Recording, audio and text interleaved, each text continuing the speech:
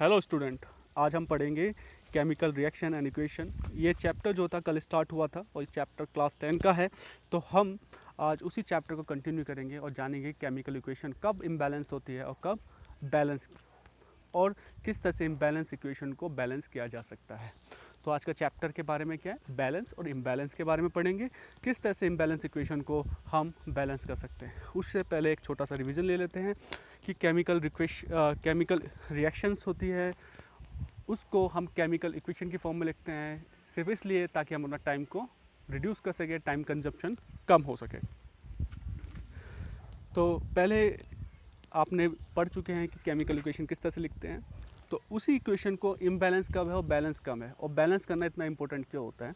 Balance करना इसलिए important होता है क्योंकि यहाँ पर एक लॉ है जिसे कहते हैं law of conservation of mass, जो कि हम क्लास 10 के अंदर पढ़ चुके हैं। तो पहला क्या है कि मास नेदर बी क्रिएटेड और नॉर बी डिस्ट्रॉयड। ठीक है, तो केमिकल कोई भी रिएक्शन होती है इसके अंदर ना ही मास को कम किया जा सकता है, ना ही उसको इंक्रीज़ किया जा सकता है। केमिकल रिएक्शन जब कहीं हो रही होती है, मतलब जो रिएक्टेंट का जो मास था वही मास प्रोडक्ट का होता है, उसके अंदर कोई रिडक्शन नहीं होता है। ये कहता है law of conservation of mass का, और इसी वजह से ये ज़्यादा इम्पोर्टेंट हो जाता है कि हम समझें कि इक्वेशन बैलेंस है या इम्बैलेंस है। और दूसरा तरीका क्या हो सकता है, क्योंकि दो तरीके से इक्वेशन लिखी जा सकती है, या तो आप मास को लेकर कर सकते हैं, वे किया और उसके बाद आपने लगाया कितना कंज्यूम हो गया या इतना रिड्यूस हो गया है। और दूसरा क्या, नंबर ऑफ एटम, जो कि केमिकल इक्वेशन के अंदर होते हैं। तो नंबर ऑफ एटम रिएक्टेंट में कितने थे और प्रोडक्ट में कितने थे, ये दोनों जब इक्वल होते हैं तो हम कहते हैं बैलेंस इक्वेशन कहते हैं। एक एग्जांपल के तौर पे देखते हैं, जैसे जिंक और प्लस में सल्फ्रिक एसिड को जब ऐड किया था जिंक सल्फेट बनता है और प्लस में हाइड्रोजन बनता है। मतलब जिंक एंड सल्फ्रिक एसिड क्या है, रिएक्टेंट है, एरो के इंडिकेट कर रहा है, कन्वर्जन कर रहा है, जो चेंज कर रहा है किस में हो रहा है, जब दोनों को मिलाया जाता है जिंक सल्फेट में बन रहा है और हाइड्रोजन में बन रहा होता है। इस इक्वेशन को क्या कहते हैं, वर्ड इक्वेशन कहते हैं। और दूसरी तरफ क्या होता है, जिंक को जब हम किस तरह से प्रेजेंट कर सकते हैं, जेड एन की फॉर्म में करते हैं, सल्फ्रिक एसिड को किस तरह कर सकते हैं, H2SO4, और एरो का इंडिकेशन चेंज, तो जिंक सल्फेट को ZnSO4 प्लस में H2 मतलब हाइड्रोजन। आपको ये ज़्यादा समझना जरूरी है कि केमिकल इक्वेशन क्यों इतनी इंपॉर्टेंट है, क्योंकि आपके आने वाले जो चैप्टर्स होंगे उसके अंदर केमिकल इक्वेशन ही लिखी होगी और डिस्क्रिप्शन कम होगा, और ये आपकी हेल्प करेगी आपका टाइम कंजप्शन में फ्यूचर के अंदर, जब आप कभी क्वेश्चन आंसर लिख रहे होंगे एग्ज़ाम के टाइम पर। तो अब देखते हैं ये इक्वेशन है, जिंक प्लस में H2SO4 ZnSO4 प्लस H2। क्या आपको दिखाई दे रहा है कि ये इक्वेशन बैलेंस है या इम्बैलेंस है? तो क्या सबसे आसान तरीका है, जिंक जो इसके अंदर जो एलिमेंट है उनके नाम लिखिए एक साइड पे, हाइड्रोजन, एस और ओ, ये 4 एलिमेंट जो यूज़ हो रहे हैं इस इक्वेशन के अंदर। तो इसको देखिए कि पहले जो लेफ्ट हैंड साइड, मतलब कि रिएक्टेंट में कितने एटम थे, जिंक के, हाइड्रोजन के, सल्फर के, ऑक्सीजन के, और उसी तरह से लिखिए साइड में number of atom in the right hand side जो कि प्रोडक्ट है। तो देखोगे कि आपके reactant left hand side and right hand side में जो एलिमेंट्स हैं उनके जो एटम्स है वो इक्वल है, तो मतलब इक्वेशन बैलेंस हो गई। Balance equation balance chemical equation है। अब इसी तरह से हम समझने के लेंगे कि कौन सी बैलेंस केमिकल इक्वेशन है और कौन सी इम्बैलेंस है। तो इम्बैलेंस की तरफ चलते हैं। तो इम्बैलेंस में आप देख पाओगे कि Fe H2O Fe3O3 प्लस में H2, जो आपको छोटा 2 दिखाई दे रहा है या फिर जो 3 या 4 दिखाई दे रहा है वो क्या है, कॉफिशिएंट ऑफ इक्वेशन, कॉफिशिएंट होते हैं। तो नंबर क्या रखना, ये जो नंबर्स होते हैं कहते हैं कॉफिशिएंट, कहते हैं coefficient of the element in A compound या फिर एलिमेंट के अंदर। ठीक है, तो ये ज़्यादा याद रखना है अच्छी तरह से। तो अब देखते हैं लिस्ट और number of atom of different element at present in the unbalance equation. तो एलिमेंट को लिखा, नंबर ऑफ एटम को लेफ्ट हैंड साइड के वाले, number of atom right hand side वाले, प्रोडक्ट वाले।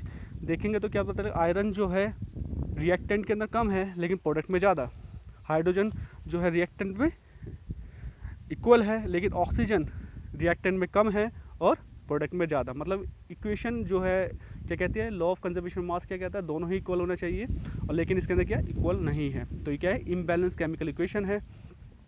तो टास्क होता है कि अब इस इक्वेशन को कैसे बैलेंस किया जाए।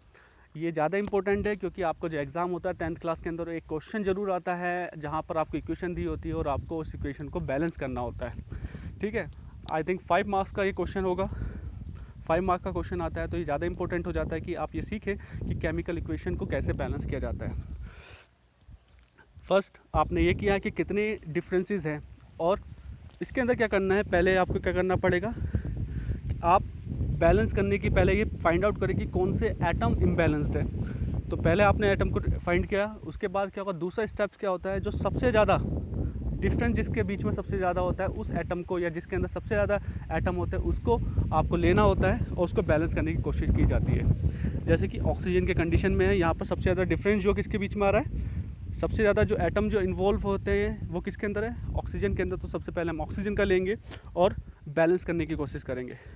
वन, जैसे ऑक्सीजन के अंदर इनिशियल क्या था, 1 था, और प्रोडक्ट क्या था, उसके अंदर 4 था। तो बैलेंस करने के लिए क्या करेंगे, जब 4 को जब मल्टीप्लाई कर दी जाएगी, 1 को 4 से मल्टीप्लाई करके जब भी इक्वल होगा, तो उसी तरह से इक्वल करना है। आप देख पाओगे आगे कि हमने इक्वेशन नीचे लिख रखी है, Fe प्लस में 4H2O F2O3 प्लस में H2। जब आप ये लिख लेंगे तो आपका ऑक्सीजन बैलेंस हो चुका है। अब नेक्स्ट वो लेंगे, इस इक्वेशन के बनने के बाद आप नेक्स्ट लेंगे और फाइंड आउट करने की कोशिश करेंगे कि वो नेक्स्ट एलिमेंट कौन सा जिसके सबसे ज़्यादा इम्बैलेंस्ड है। तो इसके अंदर पता क्या लगता है, सबसे ज़्यादा इम्बैलेंस इस इक्वेशन को राइट करने के बाद वो हो जाता है हाइड्रोजन। तो आपका टास्क होता है कि हाइड्रोजन को आप बैलेंस करेंगे। तो उससे पहले फाइंड आउट करो कि कितने का डिफरेंसेस है। डिफरेंस करने के बाद पता लगता है कि हाइड्रोजन कितना है, 8 है, और इनिशियल रिएक्टेंट में और प्रोडक्ट के अंदर कितना है, 2 है।